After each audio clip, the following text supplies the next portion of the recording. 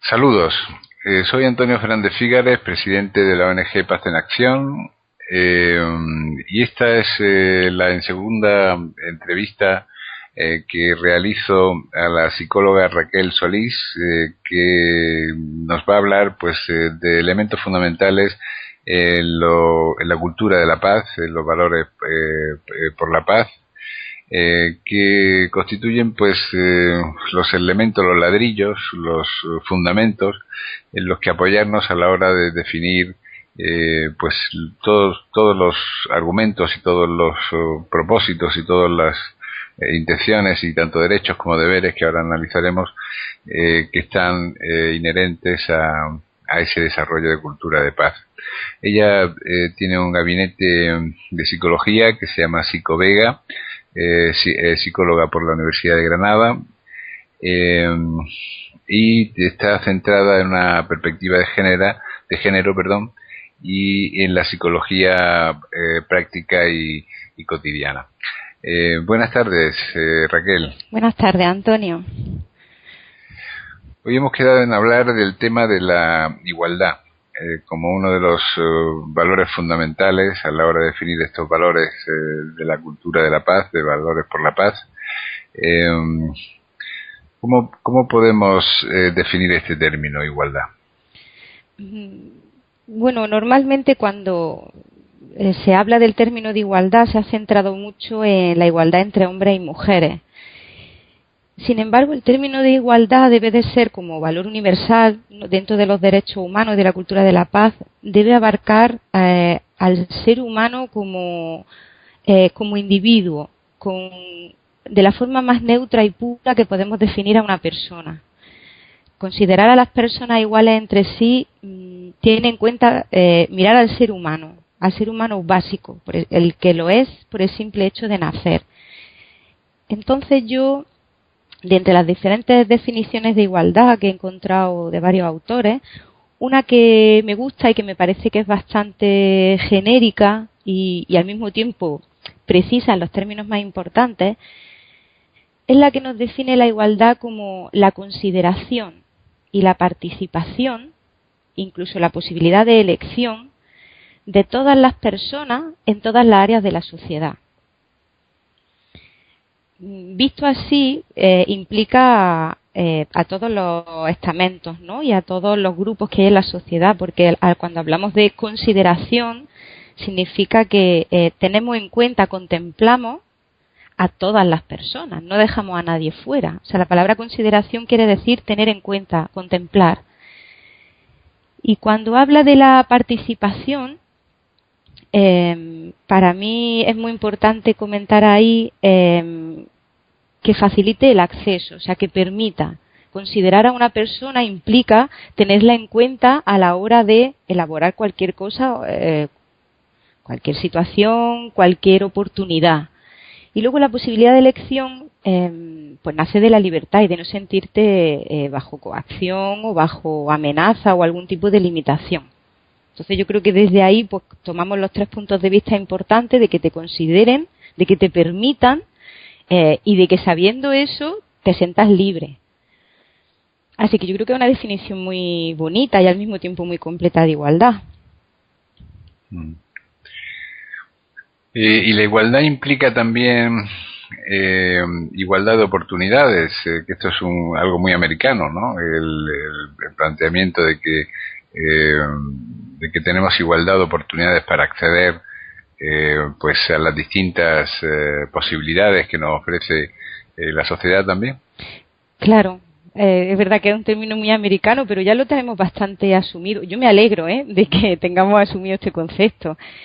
Y es que precisamente a la hora de que se te dé la oportunidad como persona de acceder a algo, alguna situación o algún recurso, lo importante que tenemos que tener en cuenta qué es lo que se mide o qué es lo que se barema o se valora a la hora de tenerte en cuenta para darte esa oportunidad. Entonces yo creo que eso nos lleva a pensar en qué cualidades y qué características o habilidades tiene que tener una persona para que sea valiosa en la sociedad.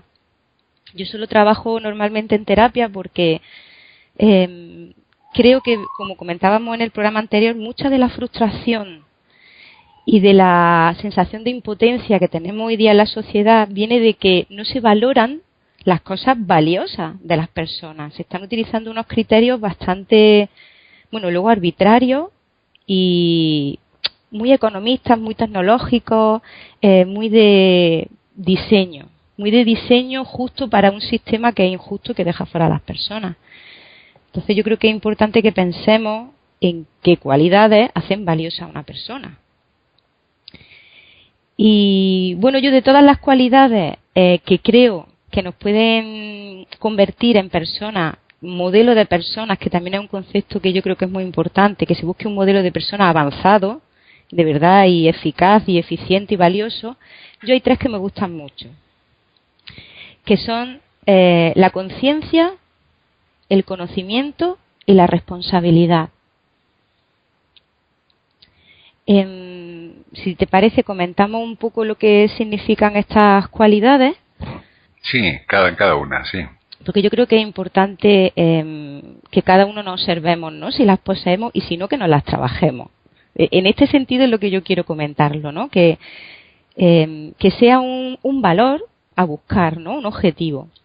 Entonces la conciencia, más allá de los términos psicológicos, un poco a nivel social, la conciencia tiene que ver mucho con el interés, o sea, qué cosas nos interesan y a qué cosas prestamos atención.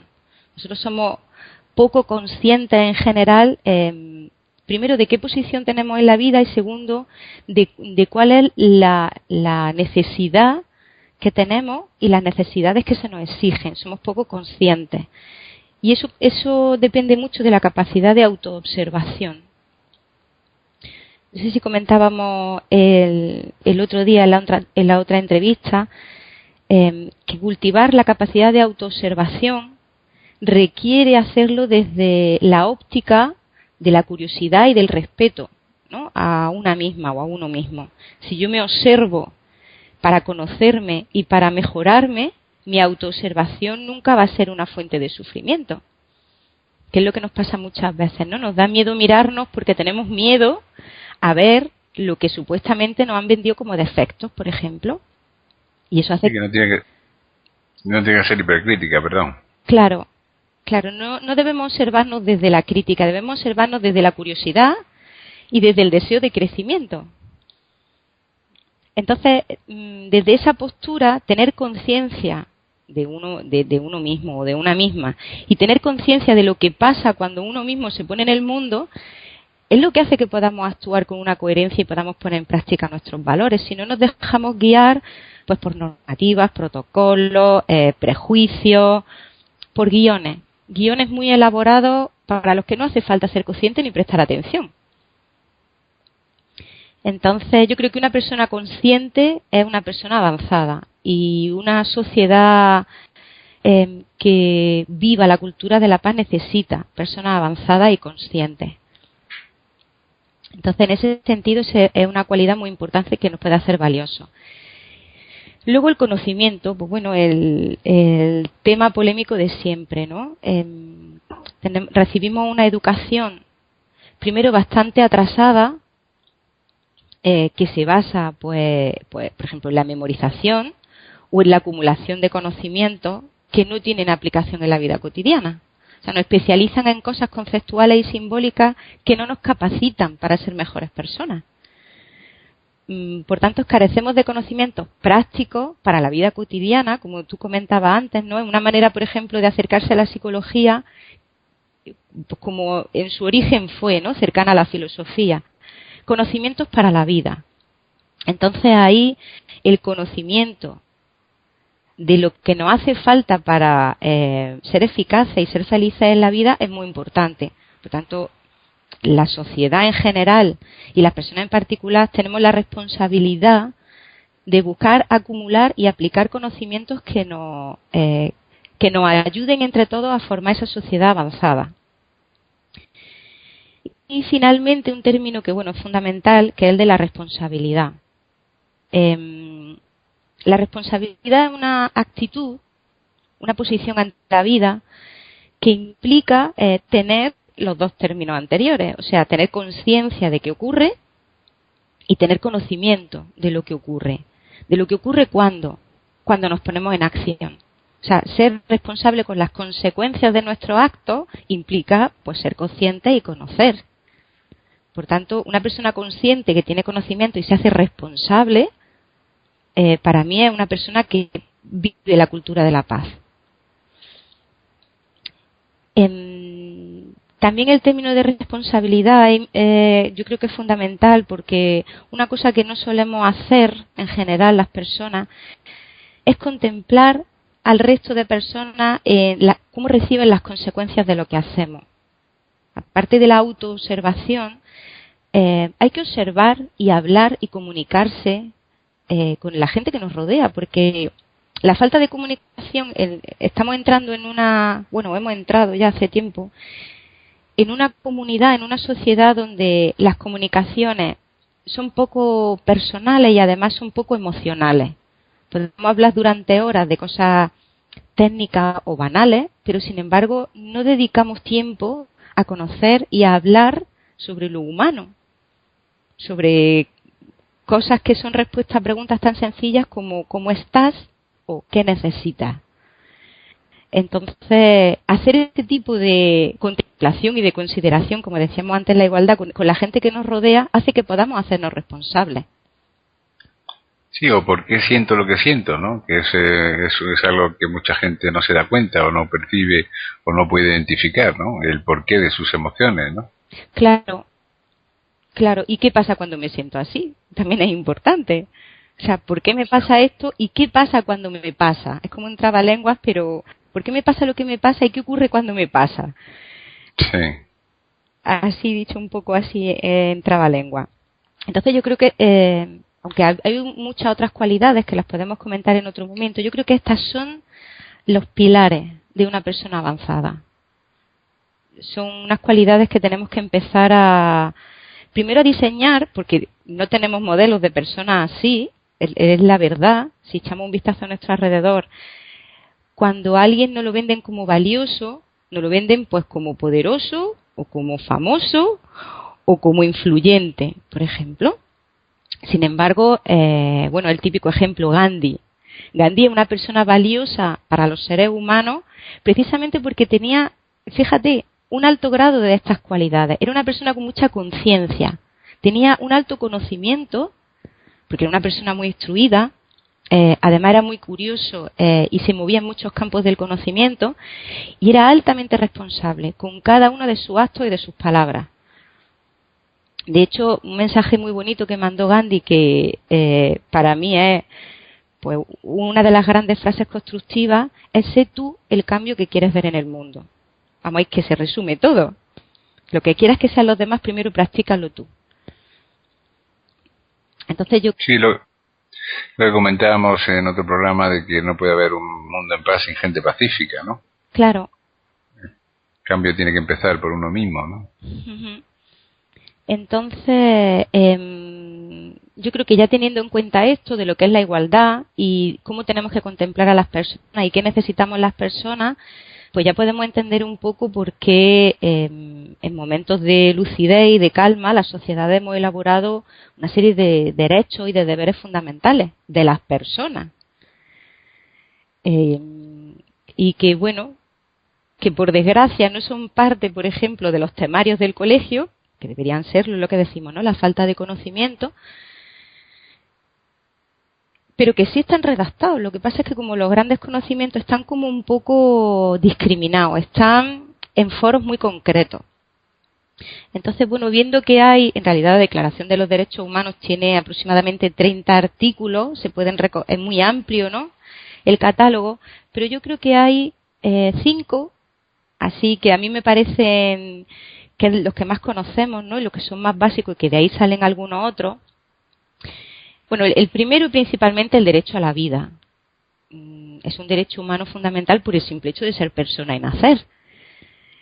Como comentábamos antes, a través de la libertad de elección, pues es la libertad precisamente otro de los derechos humanos básicos.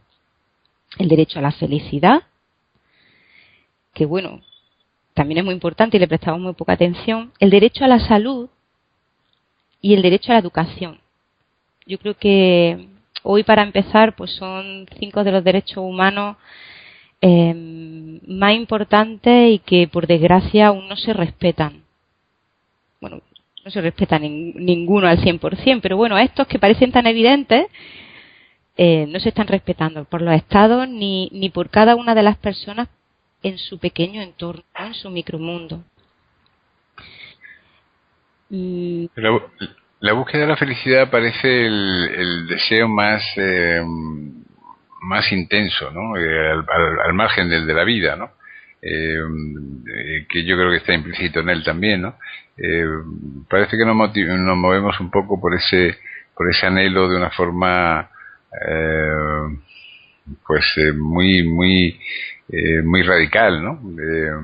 Lo que pasa que muchas veces parece como si huyéramos nos moviéramos en la diatriba de la huida del dolor y de la búsqueda del placer, ¿no?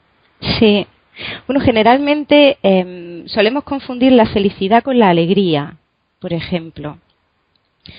La felicidad puede ser un estado mucho más duradero y estable, y sin embargo la alegría, que son esos picos, ¿no? que identificamos fácilmente, de estar alegre. Muchas veces, como estamos buscando la alegría y es realmente un estado muy poco sostenible, porque es que es muy particular y muy intenso, pues nos frustramos.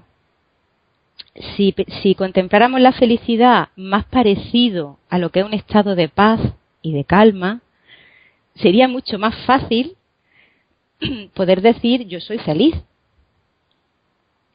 Pero la gente, en general, tenemos la tendencia a querer estar alegre o despreocupado. Y yo creo que si lo pensáramos más como despreocupados, como estar en paz y estar en calma, se oiría con más frecuencia lo de yo soy feliz. Claro, pero hay una satisfacción moral también, ¿no? En el deber cumplido, en ayudar al prójimo, en fin, hay una serie de satisfacciones que a lo mejor no todo el mundo ha percibido, ¿no? Pero que existen, ¿no? Bueno, sí, a veces sí, ¿no? A lo mejor una madre la tiene con sus hijos, o un padre con sus hijos, o las personas que se quieren, esa felicidad del desprendimiento de sí, ¿no? De gozar con la satisfacción de otra persona, ¿no? Aunque sea pequeña. Sí. Pero fíjate que eso que acabas de decir es muy importante, porque son precisamente, antes hemos hablado de los derechos que tenemos como persona, pero claro, no podemos hablar, o no tiene sentido hablar de derechos sin hablar de deberes.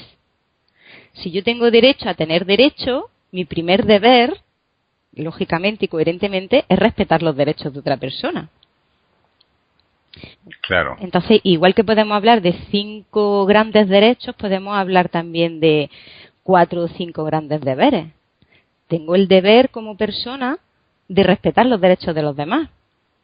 Tengo el deber como persona de hacerme responsable de mis actos y cumplir mis responsabilidades, como tú decías. Tengo el deber de auxiliar a quienes me rodean, por ejemplo. Entonces, claro, siempre hay que contemplarlo como un paquete de 2, como un binomio. Tengo derechos y deberes. Que el otro día, cuando hablábamos de los adolescentes, por ejemplo, una de las carencias que yo creo que se derivan de esa falta de responsabilidades, de forma el paso del mundo infantil al mundo adulto, a veces se dificulta porque hay más derechos que deberes. En la educación, a veces, pues un poco carente, ¿no?, que recibimos de nuestros padres, hay una confusión entre responsabilidad, deber, derechos, que yo creo que sería importante, ¿no?, que se hicieran, por ejemplo, más escuelas de padres y se enseñara. No es lo mismo enseñarle a alguien qué derechos tiene, apoyándolo en los deberes que implica, que haciéndolo como forma exclusiva. Tú tienes derecho a esto. Si no le hablamos de los deberes que conlleva eso, va a haber muchos errores en su ejecución. Entonces, el paquete que deben de hacer los derechos y los deberes de las personas no se puede dividir. Porque entonces caemos en una falacia, en un engaño, de que yo tengo, puedo, quiero, necesito, y nos saltamos, ¿no?, del yo al nosotros, que sería lo importante en la cultura de la paz, por ejemplo. Los deberes nos saltan hacia los demás. Y yo creo que eso es muy importante tenerlo en cuenta también. Sí, el por todos nosotros sería, ¿no? Claro. Precisamente cuando hablábamos el otro día de que la era de individualismo, todas las consecuencias que está teniendo, una de las consecuencias es la falta del deber, que lo podemos relacionar, ¿no?, con lo que estábamos hablando, la responsabilidad.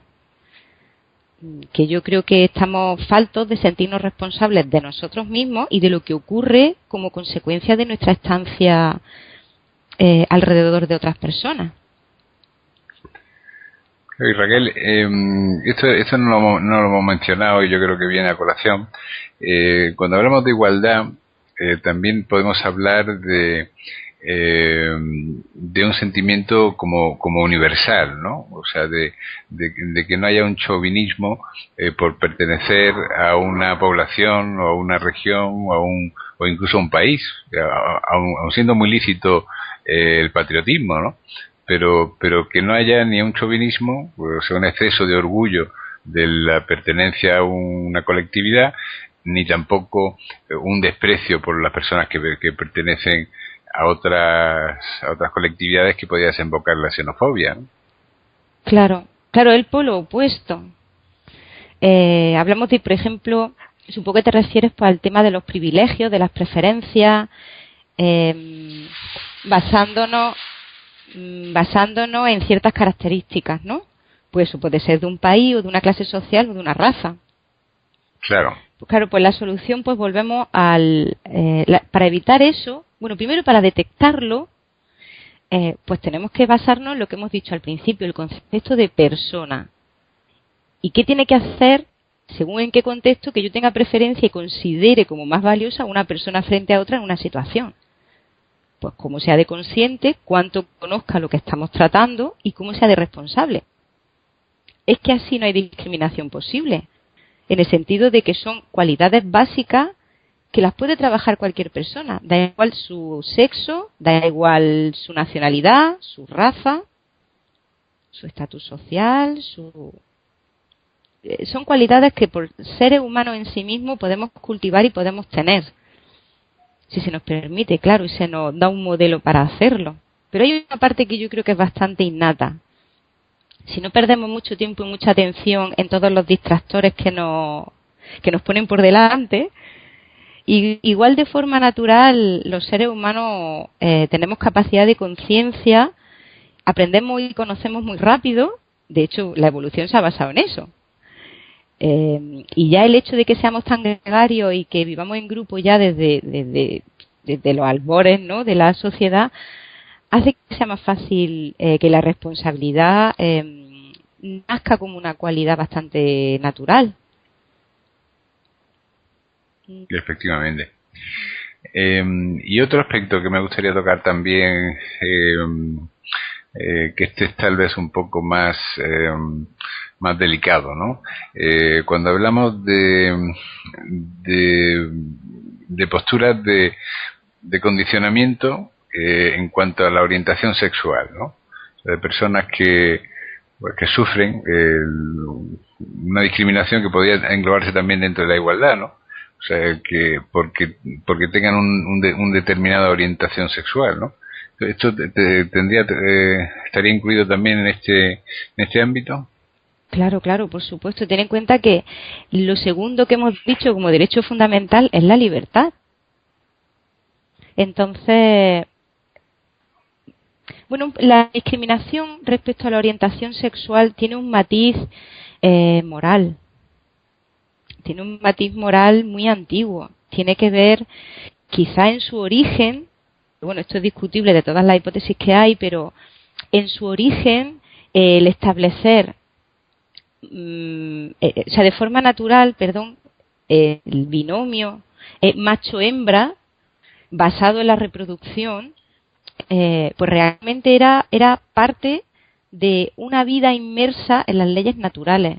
Los seres humanos Bueno, de hecho en la naturaleza hay bisexualidad y hay especies animales donde se dan conductas que podríamos nosotros desde nuestro juicio etiquetar de homosexuales. Incluso hay animales, hay peces que en condiciones extremas pasan de un sexo a otro según las necesidades. O sea, realmente de forma natural no podemos penalizar que una persona se sienta atraída por otra persona del mismo sexo. En realidad es un castigo moral de cómo eso se utilizó de excusa para restringir y controlar a las personas, ¿no? Según por unas leyes morales. Entonces, bueno, de nuevo, si lo enmarcamos si una persona es responsable, es consciente de lo que hace, tiene conocimiento de lo que está haciendo, es libre de hacerlo. Incluso ya a las alturas que estamos de la sociedad, ni siquiera la reproducción depende de eso. Ya ni siquiera tenemos la excusa de que pueda peligrar o no la especie.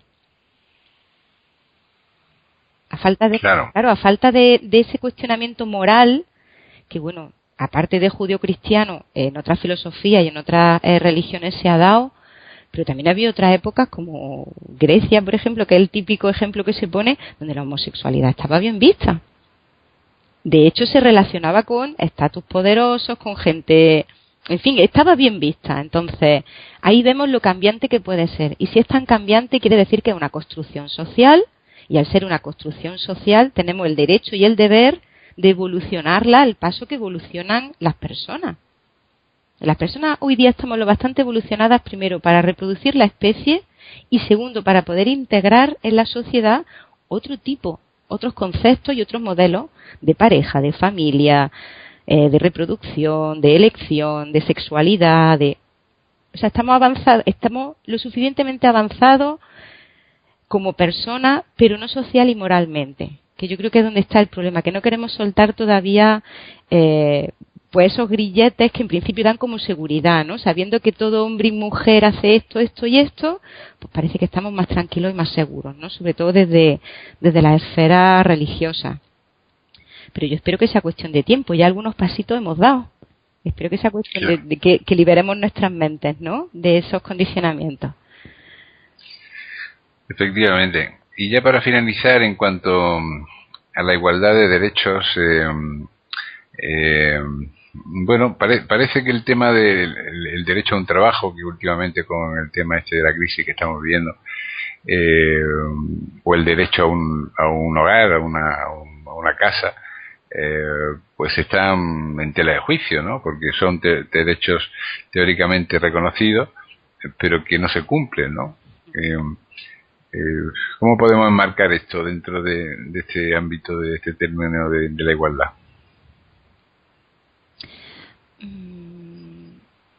Hombre, claro, fíjate, si es que además justo como hemos empezado definiendo la igualdad, ¿no? Posibilidad de participación y acceso. Es que no se nos contempla, claro, no se nos contempla como piezas, o sea, cada una de las piezas, cada una de las personas que componen la sociedad, si se les valorara en su potencial, sí se diseñaría un sistema de trabajo y de remuneraciones que tuviera que ver con necesidades reales.